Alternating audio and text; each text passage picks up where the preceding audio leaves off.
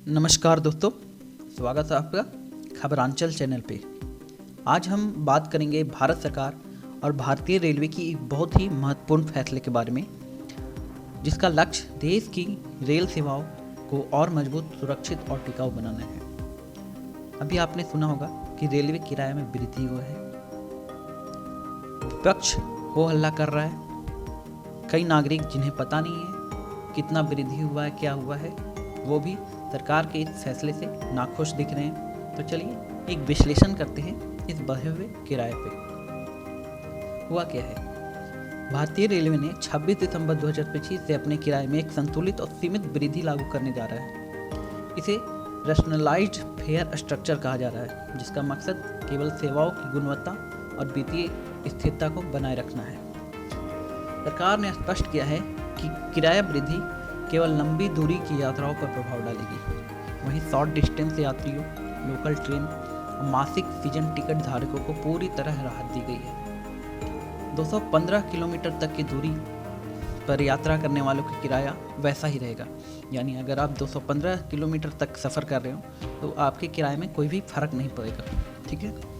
साधारण क्लास में 1 पैसा प्रति किलोमीटर की मामूली वृद्धि हुई है। 1 पैसा प्रति किलोमीटर, यानी अगर आप 500 किलोमीटर सफ़र करते हो तो अगर मेल एक्सप्रेस में सफ़र करते हो तो 2 पैसे की वृद्धि हुई है। अगर साधारण क्लास में 1 पैसे की, यानी मेल एक्सप्रेस में अगर 500 किलोमीटर सफ़र करते हो तो 500 इंटू 2 पैसा इक्वल टू 1000 पैसा, यानी 10 रुपये आपको एक्स्ट्रा खर्च करने पड़ेंगे।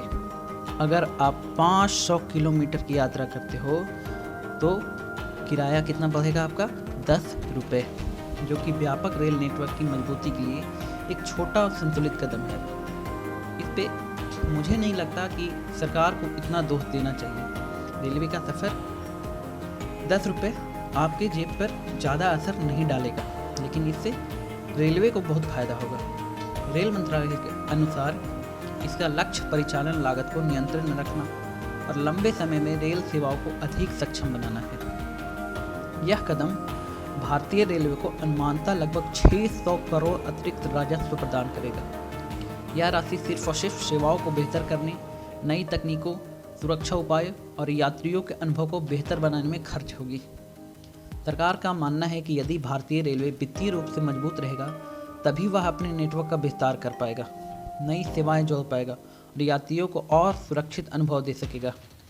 इस निर्णय से बजटरी सहायता पर निर्भरता कम होगी और रेलवे को आत्मनिर्भर बनने में मदद मिलेगी। मासिक कंप्यूटर्स को कोई बढ़ोतरी नहीं है। लोकल उपनगरीय ट्रेनों का किराया वैसा ही रहेगा। छोटी दूरी की यात्राओं को पूरी तरह से राहत दी गई है। ये दिखाता है कि सरकार ने आम लोगों के आर्थिक हित को भी ध्यान में रखते हुए यह निर्णय लिया है। और आपको बता दूं कि रेलवे ने ये बढ़ाया क्यों है।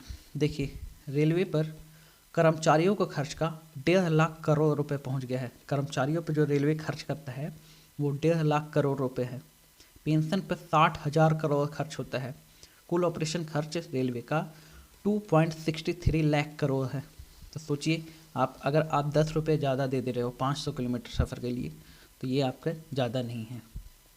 भारतीय रेलवे का यह किराया वृद्धि नए देश हित में संतुलित और दीर्घकालिक दृष्टिकोण पर आधारित है।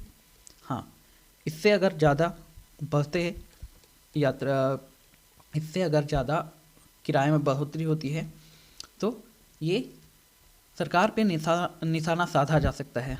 लेकिन अगर जहाँ तक 10 रुपये की बात है 500 किलोमीटर पे, तो आपको इतनी टेंशन लेने की ज़रूरत नहीं है। ऐसे ही न्यूज़ के लिए बने रहिए हमारे साथ, आपके अपने चैनल खबरांचल के साथ।